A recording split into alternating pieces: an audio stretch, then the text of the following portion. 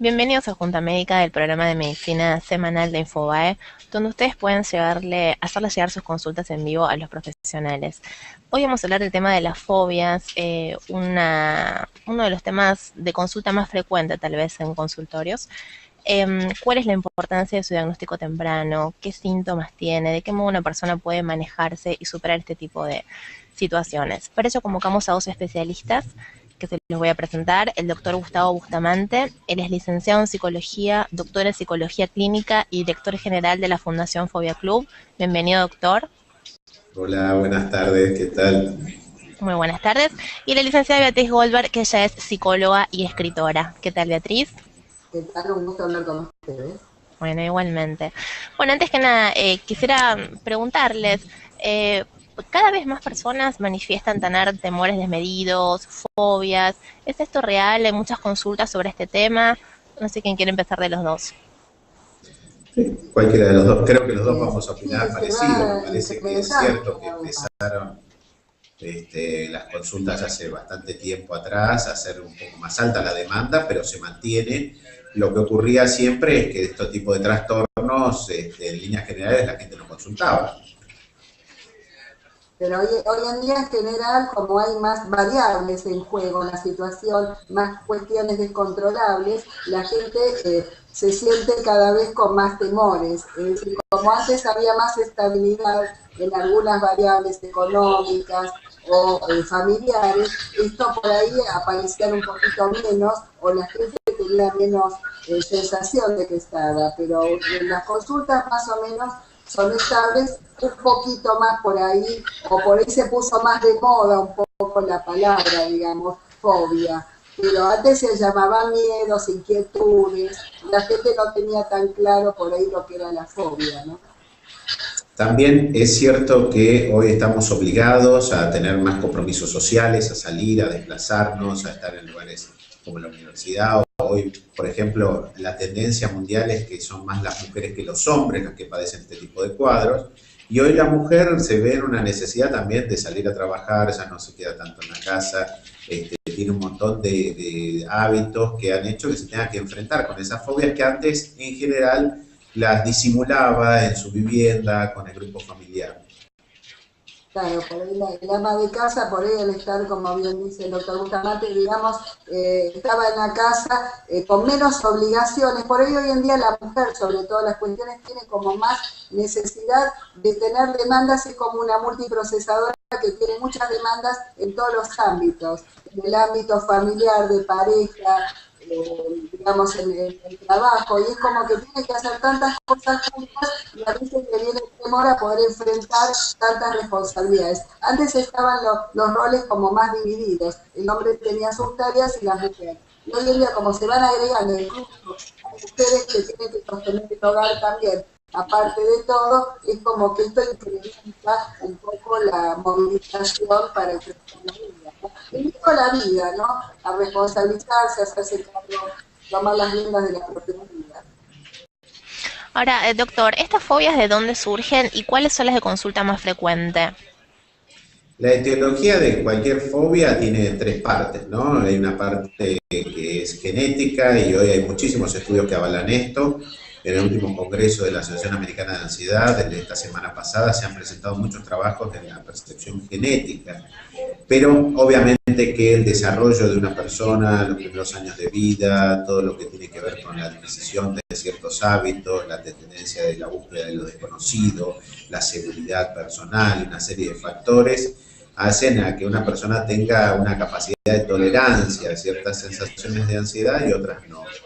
Y también el factor social, o sea que son los tres factores: el biológico, el psicológico y el social. Hoy, como decíamos, la demanda social es muy alta, entonces obviamente aquellas personas que están predeterminadas o tienen una predisposición biológica y psicológica más alta van a generar o van a desarrollar algún trastorno de ansiedad.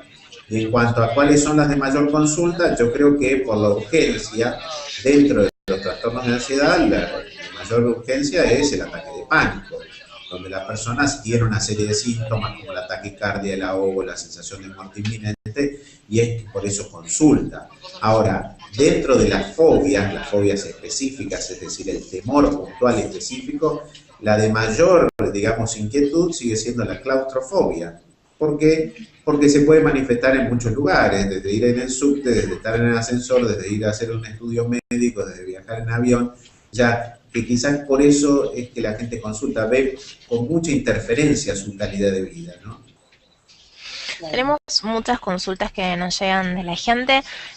La primera es de Laura Tejerina, desde Bolivia, que dice: tengo muchísimo temor a la oscuridad. No recuerdo por qué. Tal vez cuando era muy niña me infundieron temor con esa situación, pero no puedo estar en un lugar oscuro por más de 2 segundos, ya que tengo un miedo inimaginable. Tengo sensaciones horribles en el cuerpo. Siento que me voy a desmayar, que no voy a encontrar la salida que me lleve a la luz, etcétera. ¿Qué es lo que puedo hacer? Desde ya, muchas gracias. Licenciada. Sí, en general lo que se puede hacer, bueno, generalmente se puede encontrar de dónde el origen, a veces, muchas veces aparece de dónde apareció y cómo apareció, qué síntoma de temor oculto hubo o en qué momento clave fue el que se determinó, porque a veces está asociado a un momento de separación de los padres, no solamente un momento que estuvo oscuro, un momento, digamos, muy movilizante que aparece la fobia como determinante y uno quiere olvidarse o quedó en el inconsciente el motivo original. Y viendo eso muchas veces se puede ubicar para que no le sea inhabilitante, ¿no? Y generalmente al trabajar con el síntoma se va directamente de una forma más inductiva para que realmente desaparezca y pueda esta persona hacer una vida normal. O por lo menos a veces se desplaza de una fobia a otra, pero hacer una que pueda hacer una vida lo más satisfactoria posible. Tenemos otra pregunta, Santiago, desde Paraguay. Dice: cuando está haciendo deporte como fútbol, tiene miedo de quedarse sin aire, entonces regula su actividad para no caer en ese estrés. ¿Es esto una fobia, doctor? Sí, en general ese síntoma que es muy específico con el tema de la respiración tiene que ver más con el ataque de pánico.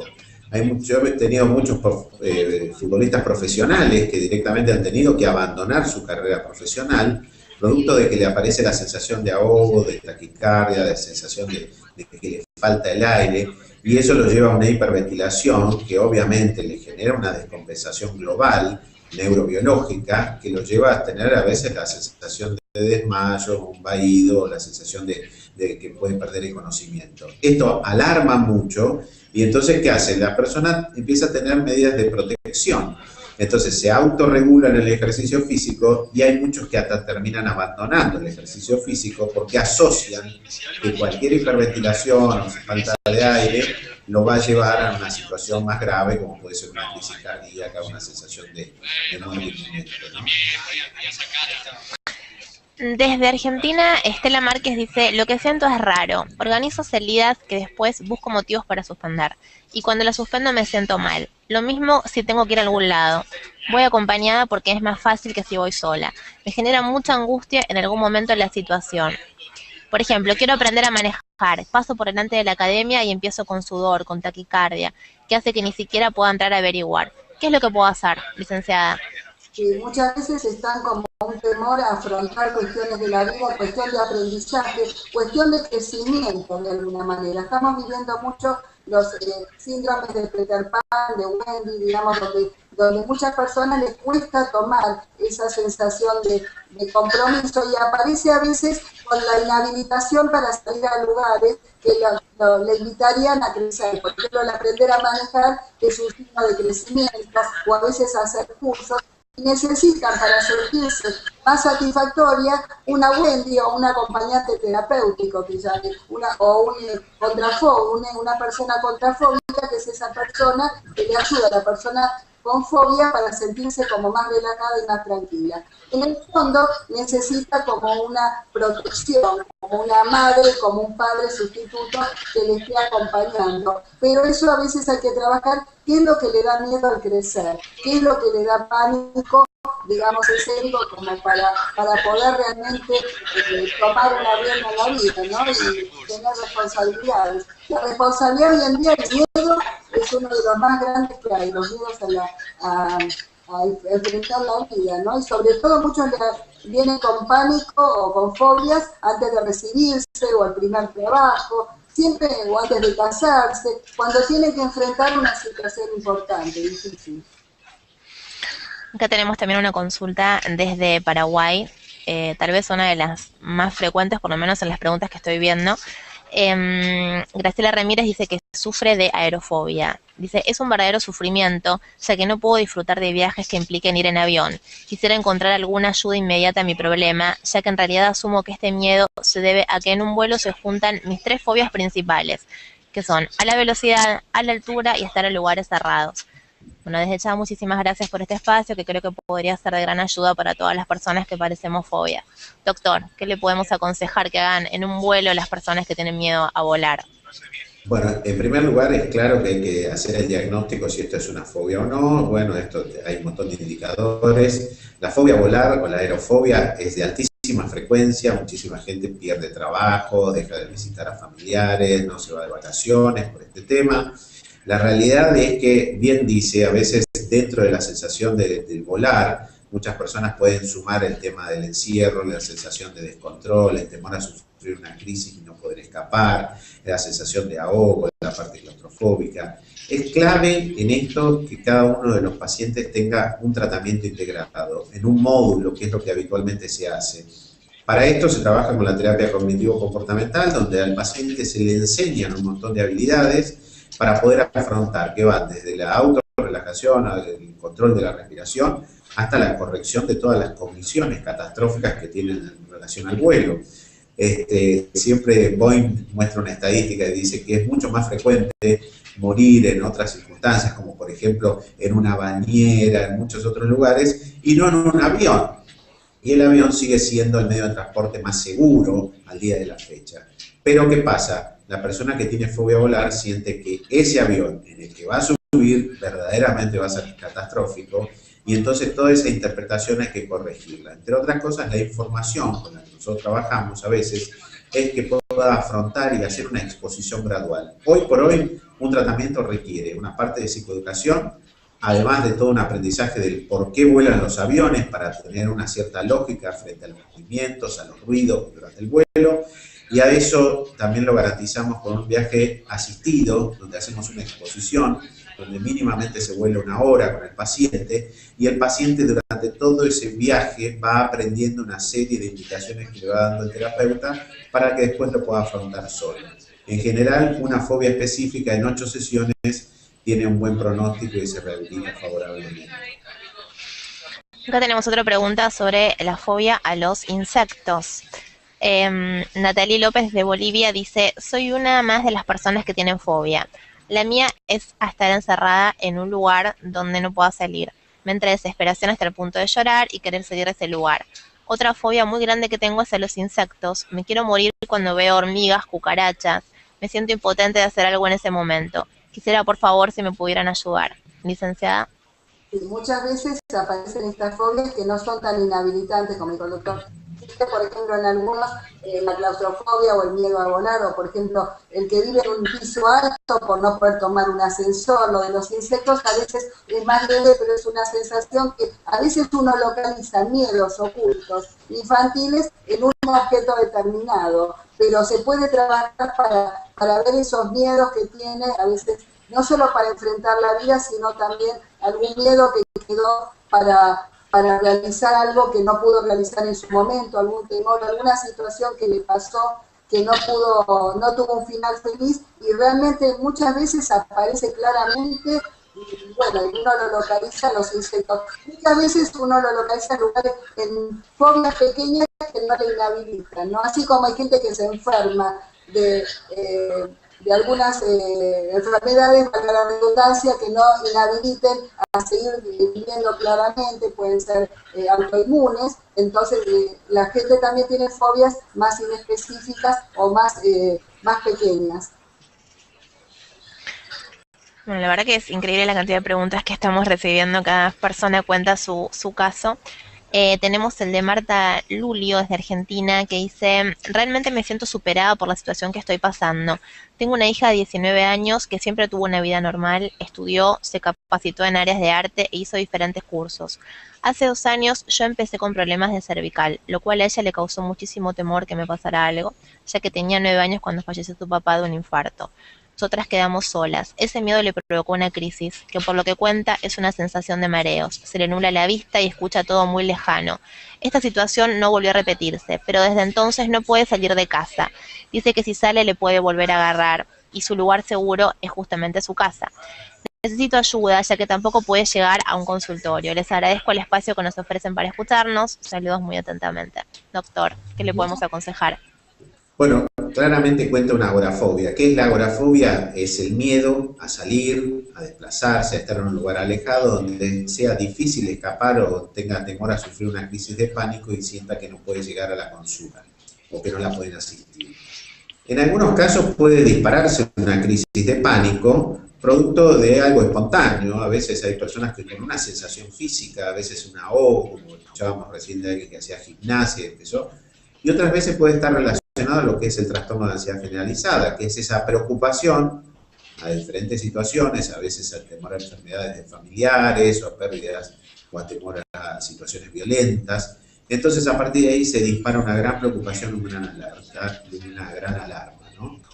En este caso, seguramente esta persona, bueno, siente que su lugar seguro es su casa y de alguna manera también de esa forma tiene una codependencia con su madre y de esa forma se siente asistida y controla la situación o por lo menos siente que controla sus miedos. Lo que pasa es que la vida está fuera de la casa, no está dentro de su casa. Es una mujer joven que va a tener un montón de actividades. El trabajo para este tipo de pacientes, nosotros a través del Fobia Club desde hace mucho tiempo venimos diseñando tratamientos online.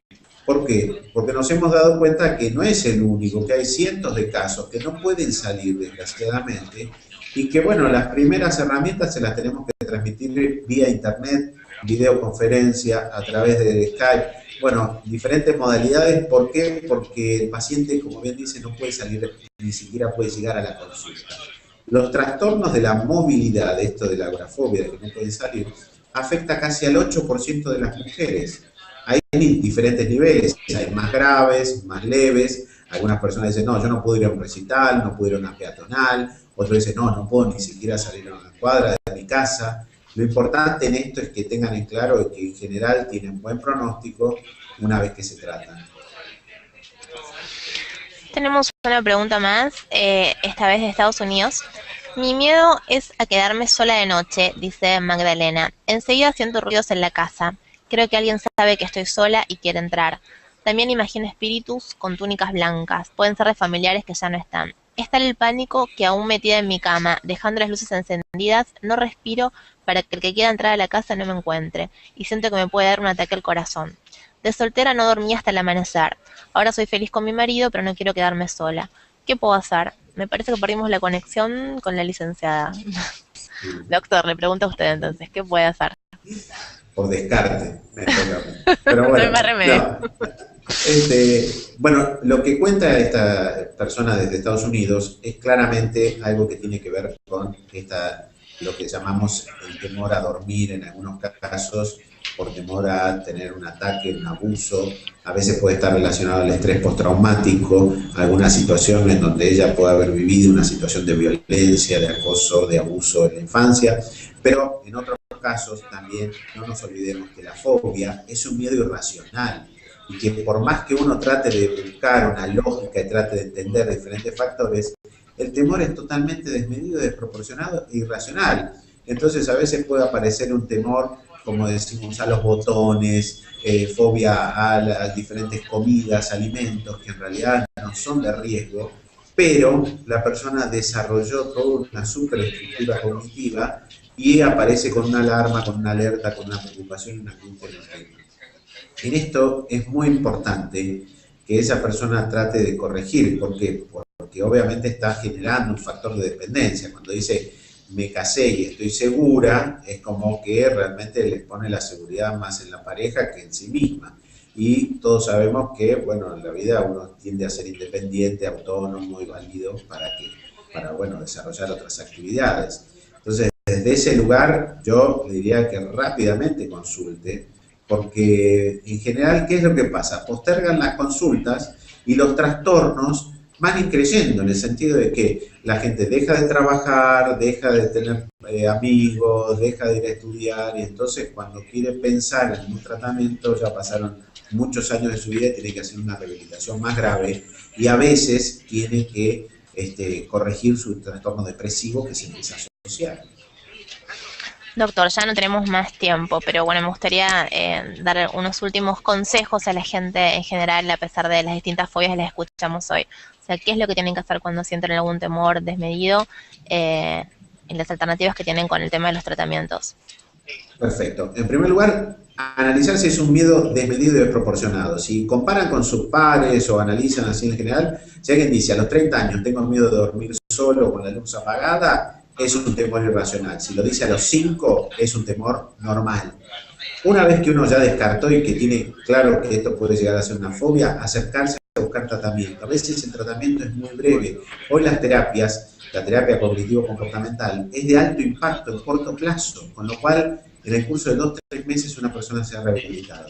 Para eso va a tener que afrontar un diagnóstico para discriminar si no es otro cuadro, y en algunos casos el tratamiento también va a necesitar un tratamiento farmacológico. ¿Por qué? Porque la medicación en muchos casos nos ayuda como una herramienta para reducir algunas sensaciones y poder seguir afrontando otras.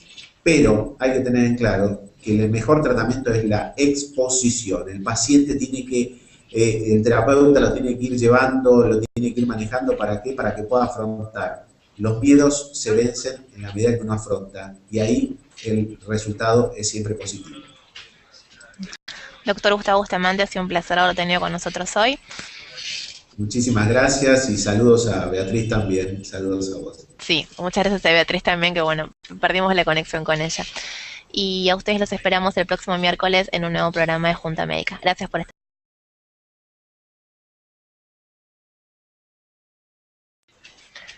Bienvenidos a Junta Médica, el programa de medicina semanal de Infobae, donde ustedes pueden hacerles llegar sus consultas en vivo a los profesionales. Hoy vamos a hablar del tema de las fobias, uno de los temas de consulta más frecuente tal vez en consultorios. ¿Cuál es la importancia de su diagnóstico temprano? ¿Qué síntomas tiene? ¿De qué modo una persona puede manejarse y superar este tipo de situaciones? Para eso convocamos a 2 especialistas que se los voy a presentar. El doctor Gustavo Bustamante, él es licenciado en psicología, doctor en psicología clínica y director general de la Fundación Fobia Club. Bienvenido, doctor. Hola, buenas tardes, ¿qué tal? Muy buenas tardes. Y la licenciada Beatriz Goldberg, que ella es psicóloga y escritora. ¿Qué tal, Beatriz?